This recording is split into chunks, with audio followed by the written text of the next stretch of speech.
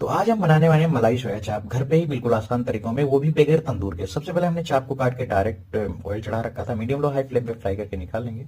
उसके बाद उसी कढ़ाई में हमने थोड़ा सा अमूल बटर ले लिया है, थोड़ा सा शिमला मिर्च, थोड़ा सा प्याज, इसको अच्छे से भून लेंगे। फिर उसके बाद इसमें अमूल फ्रेश क्रीम डाल लेंगे और इसमें थोड़ा सा मैजिक मसाला डाल लेंगे, हमने आधा पाउच यूज किया है, आप चाहे इसके भी कर सकते हैं। फिर इसमें भुना जीरा पाउडर डाल दिया, थोड़ा सा चाट मसाला थोड़ा बड़ा, क्योंकि इसमें नमक यूज नहीं करेंगे हम।